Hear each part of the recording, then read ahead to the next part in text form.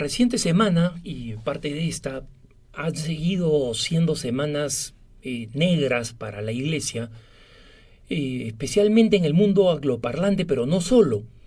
Y me refiero a las constantes denuncias de inconductas sexuales por parte de sacerdotes.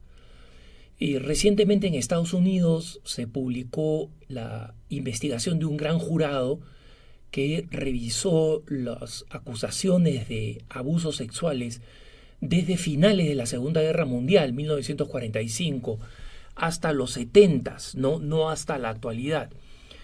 Obviamente es un periodo largo, pero arrojó un número alto de abusadores, de 300 y más de 1000 niños o personas abusadas.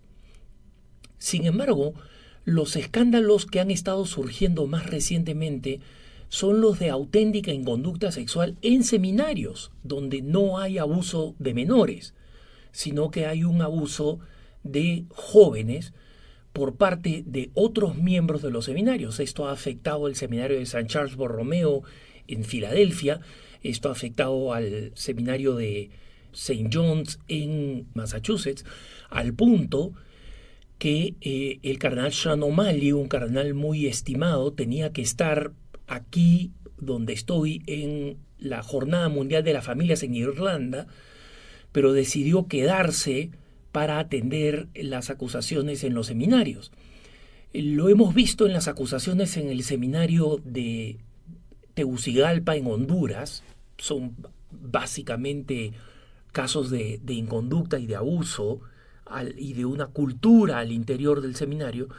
Y lo mismo hemos escuchado del seminario de Valparaíso en Chile, y no sería raro que escucháramos de otros seminarios, lamentablemente.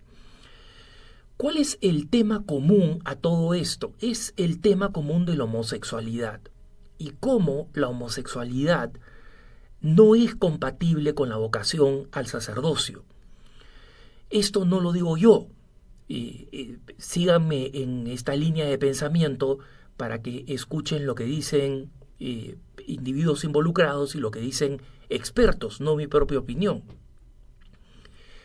Lo cierto es que existe la idea errada de que si el sacerdocio va a suponer una vida de celibato, da lo mismo si es un heterosexual célibe o un homosexual célibe. En última instancia, los dos van a ser célibes y los dos deben vivir el celibato. Lamentablemente, esta lógica que muchos obispos aceptaron de buena fe, y por eso llenaron sus seminarios con gente con atracción al mismo sexo, no entienden que hay un fenómeno natural que es perverso, y es justamente poner a la persona homosexual en una situación de constante tentación. ¿Por qué? Porque un seminarista heterosexual no tiene ningún problema en estar compartiendo situaciones de intimidad como ejercicios, ducha, la hora de ir a dormir, etc. No tienen ningún problema con mantener esta situación de intimidad porque son heterosexuales.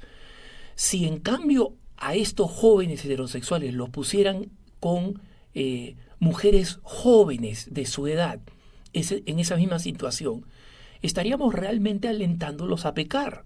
Y eso es lo que sucede con una persona con atracción a persona del mismo sexo, que se lo está poniendo en una situación de intimidad que es una constante y absoluta tentación. Y en consecuencia es una maldad. Pero ese no es el argumento más importante. El argumento más importante viene de una persona homosexual que se convirtió a la Iglesia católica y ha comenzado no solamente a vivir una vida extremadamente ejemplar, casta, desde el año 2009, desde que se convirtió al catolicismo, y que acaba de escribir para la revista norteamericana mensual muy influyente que se llama First Things, ¿no? Las primeras cosas o las cosas primeras, First Things. Y el nombre es Daniel Mattson, con doble T, Mattson. Y Daniel Mattson, a quien he tenido el gusto de conocer porque nos ha visitado acá en la agencia, y nosotros hemos podido conversar sobre su cruzada respecto de que los sacerdotes y los obispos entiendan que las personas con inclinación homosexual no deben ser elegidas para el sacerdocio, y que buena parte de la crisis que estamos viviendo es una crisis de irresponsabilidad y de ceguera de parte de muchos obispos al permitir que esto pase en los seminarios, ¿no? Especialmente temiendo la enorme presión cultural que hay hoy en día diciendo no, los homosexuales son iguales a todas las demás personas. No son iguales, no son iguales. Una persona heterosexual y una persona homosexual no son iguales.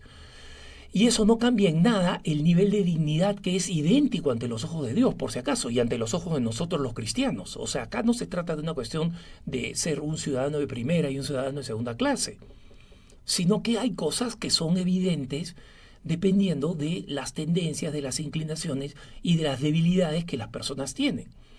Entonces, en First Things, Daniel Mattson escribió la semana pasada: ¿por qué hombres como yo no deben ser sacerdotes?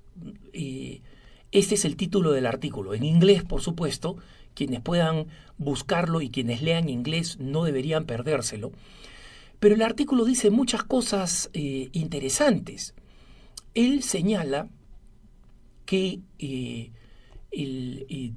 después de conocer y entrevistar por mucho tiempo al padre James Lloyd, ¿no? James Lloyd, un sacerdote que tiene un doctorado en psicología por la Universidad de Nueva York, ha trabajado con varones homosexuales, incluyendo sacerdotes, por más de 30 años como psicólogo clínico, o sea, haciendo investigaciones, tratando de ayudar a estas personas y haciendo investigaciones durante 30 años, ¿no?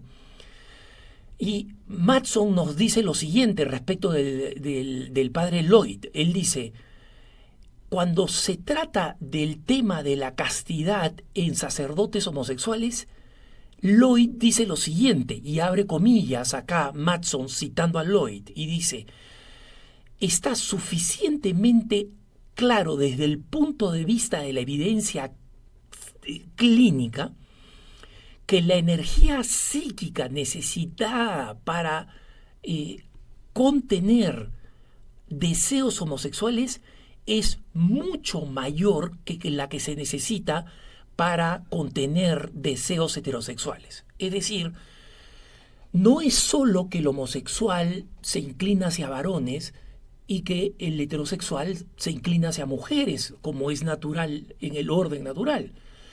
Es que la compulsión en el varón homosexual hacia el otro varón es mucho más intensa psíquicamente y en consecuencia problemática, ¿no? Entonces, Daniel Mattson dice: esto implica una doble razón o dos problemas por los cuales los sacerdotes no deberían ser aceptados, personas homosexuales, como sacerdotes. Número uno, mucho más difícilmente van a vivir la castidad. Es mucho más probable que fallen en la castidad y que busquen una pareja homosexual o permanente o eventual, ahora que es tan fácil por medio de aplicaciones de dispositivos móviles buscar parejas a través de internet que son meramente casuales, ¿no? Ese es el primer problema. Y el segundo problema es que no van a enseñar la doctrina sexual de la Iglesia correctamente. Porque ellos mismos viven una vida inmoral, no van a enseñar nada de la doctrina sexual, no van a enseñar la importancia de la castidad antes del matrimonio, no van a enseñar la fidelidad dentro del matrimonio, no van a enseñar la importancia de los métodos de regulación natural de la natalidad, no van a enseñar el llamado a la santidad y a la vida casta de las personas con inclinación hacia personas del mismo sexo. No van a enseñar nada de eso, porque van en contra de la vida que ellos están llevando. Y leo acá una anécdota literal que Daniel Matson incluye en su artículo en First Things. Dice lo siguiente: una historia de mi propio recorrido hacia la castidad es tremendamente instructiva. Poco después de regresar a la Iglesia Católica en el 2009, pequé teniendo un encuentro sexual anónimo con otro hombre. Ya que había regresado a la Iglesia Católica lleno de remordimiento, fui al confesionario al día siguiente y, para mi total desconcierto, el sacerdote, a quien no conocía, me dijo que tener sexo con otro hombre no era pecaminoso. Miren esto, el sacerdote con el cual se fue a confesar. El tener sexo con otro hombre no era pecaminoso. Es más, me urgió a que busque un enamorado permanente, diciéndome: la iglesia va a cambiar. Después, más tarde, cuando hablé sobre este sacerdote con alguien que lo conocía, este me dijo que era ampliamente conocido que este sacerdote era él mismo homosexual. De hecho, sigue diciendo Daniel Matson, en su libro de 1991 titulado Sacerdotes Gay, del doctor James Wolfe, en este libro Wolfe entrevistó a 101 sacerdotes. Todos ellos, los 101 sacerdotes homosexuales, todos de ellos dijeron que estaban en contra de las enseñanzas de la Iglesia en moral sexual. Y solo el 9% de ellos dijeron que ellos le dirían a un laico como yo que me abstenga de tener sexo con otro hombre. ¿Qué cosa dice Daniel Matson? ¿Cómo concluye esta cita textual? Dice: esos hombres jamás debieron ser ordenados sacerdotes. Entonces, vayamos a la raíz y hagamos entender a nuestros obispos, porque este es el momento de los laicos. Miren, hermanos, en Así Prensa y en CNA especialmente, en nuestra edición en inglés, nosotros hemos investigado las situaciones de seminarios y de ambientes tóxicos homosexuales en varias diócesis. Y curiosamente, hemos recibido algunas quejas de algunos obispos que nos piden: cambien esto o cambien lo otro, no digan esto, no digan lo otro. Eso no es exactamente así. Es decir, están mucho más interesados en cómo se ven ellos que en resolver este problema. Y si los laicos no comenzamos a pedir informes específicos sobre cómo están los seminarios de nuestra diócesis, los seminarios que nosotros mantenemos con nuestra ayuda de la Iglesia, los seminarios a donde vamos a querer enviar a nuestros hijos si es que ellos tienen una vocación al sacerdocio. ¿Qué confianza tenemos? ¿Qué confianza tiene una madre católica? ¿Qué confianza tiene un padre católico diciendo que esta es la forma de hacerlo? Recuerdo en México, unos padres enviaron a un muchacho que tenía vocación a un seminario, no voy a decir cuál. Los padres lo habían enviado a un seminario muy lejos, es decir, que no tenían oportunidad de verlo. Cuando llegan las vacaciones, después de un año académico, reciben al hijo y el hijo no regresa al seminario. Uno de los encargados de vocaciones se preocupa. ¿Por qué? Porque este muchacho tenía interés auténtico en ser sacerdote. Va donde la familia y le pregunta al padre por qué el muchacho no ha regresado. Y el padre le dice: mira, yo envié un hombrecito y al final del año académico me mandaron a un tipo afeminado. Él no dice ni siquiera homosexual o afeminado. Yo no voy a permitir que mi hijo sea así. Sacerdote, no voy a permitir que mi hijo sea así.